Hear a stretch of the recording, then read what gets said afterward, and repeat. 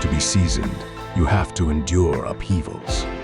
Different seasons and different eras, different attitudes and different perspectives were imposed on him, and he dealt with everything that came his way. Now Paul was no longer illiterate and no longer uneducated.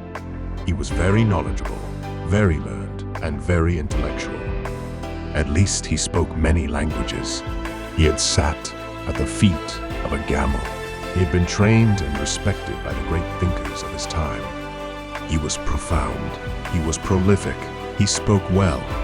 He was eloquent. He could write well and he could think well. He was spiritual enough that he saw some things that he chose not to write about because they were so spiritual and sacred that he thought you couldn't handle them. Some of the things he said were indescribable. He suffered persecution. He caused persecution and suffered persecution.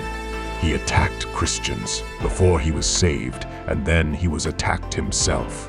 You see, a lot of people are good at causing pain, but they are not good at enduring pain. Paul did both. He caused pain, and he endured pain for God, being very careful that Paul would get his reward.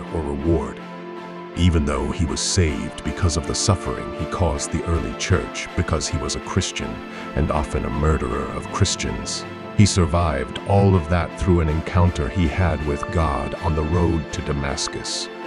That introduced him to Christ by losing the respect of all those around him. He was controversial. Now, he was rejected by those who had accepted him. He was of the tribe of Benjamin. He came from a royal and kingly lineage and class. He was very zealous for the law. He was a Pharisee. He was very well versed in the theology and ideology of the Old Testament, so deep and rich that he was overwhelmed by the gospel of Jesus Christ, because he was so full of the ideology of the Old Testament that he had difficulty moving on to the next step of God. Sometimes you can be so full of where you are that you can't see where you are going. Do you hear what I'm telling you? Paul preached the gospel, and in all things God sent him to the Gentiles. It was enough to send him to the converted Jews, but no, God sent him to the Gentiles, the very thing that a Pharisee would never eat with, sit with, or talk to became his ministry, and he was called the apostle to the Gentiles, which is like being the president of the dogs, the chief of the pagans, the chief of the rejected, the ambassador of the idolaters. The pagans were full of fornication and debauchery and partying, and they practiced polygamy in their ideology, and they were full of all kinds of debauchery. There was a great contempt for them, and God anointed Paul to serve those who were despised and rejected by everyone else. And whenever you are called to serve those who are despised by society, you will be persecuted. Because even the religious people do not want you to engage with certain types of people in certain ideologies. His ideas were questioned to the point that they laughed him out of the synagogues. Paul was not used to being laughed at. He was used to being respected, but they laughed at him and mocked his mind, his intellect, and his ideas, because he dared to believe that Jesus was the incarnation of God himself. And even among those who accepted Jesus, they were reluctant to accept him because of his past as a Pharisee. So he was not warmly welcomed at the table with Peter, James, and John. After all, Paul was not there when Peter, James, and John were on the Mount of Transfiguration. And Paul was not there when the woman with the hemorrhage touched the hem of his garment. And Paul was not there when Jesus raised Lazarus from the dead. And Paul was not there when Jesus calmed the one stormy sea. Here comes Johnny, the apostle who killed and persecuted Christians. And now he wants to sit at the table with the rest of the apostles as if he had been there all the time. And they doubted him. It was not until the revelation that they slowly began to accept him. So Paul knew loneliness. He knew what it was like to be hated on the left. He knew what it was like to be hated on the right for preaching the gospel.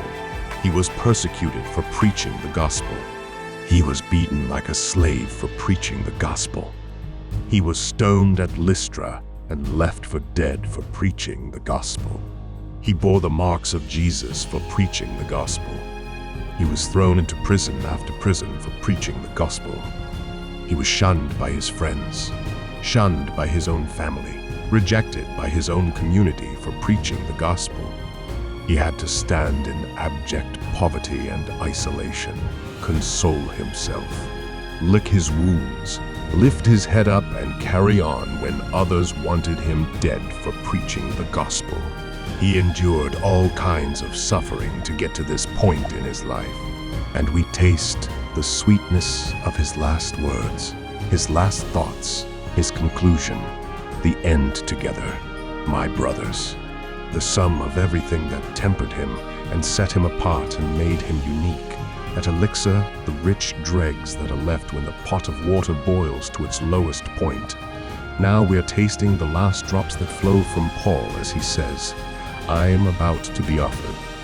When Paul says, I am about to be offered, he is reminiscent of a libation, a type of libation, and a libation is when you drink a cup and you start pouring it out drop by drop. Every time he goes through something, it takes something away from it. Every time he endures a suffering, it takes something away until he has nothing left. And when he is about to be offered, he has only the last drop left, which means the cup has been turned completely upside down. Drop by drop, every time you go through a trial, it takes something away from you. You survive it, but it takes something away from you. You get through it, but it takes something away from you. You endured it, but it took something from you. You got through it, but it took a few hours. You got through the funeral, but it took something from you. You went through the scandal, but it took something away from you, and gradually you lost more. It's not age that makes you older, it's experience. You had to use your strength to survive. And now he says, I'm going to be sacrificed. Meaning, Timothy, I'm down to my last drop. And I'm going to be sacrificed. You have to realize that you can survive and still suffer. You have to realize that you can survive and still pay the price.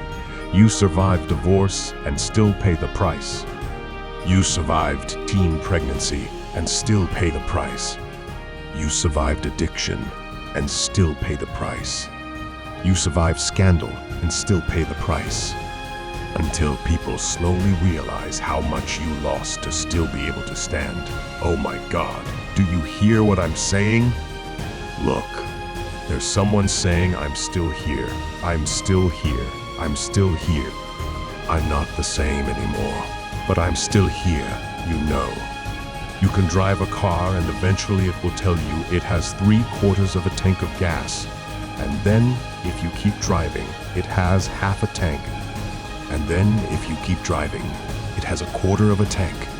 And if you keep driving, it has 1/8 of a tank. And if you keep driving, it's gone.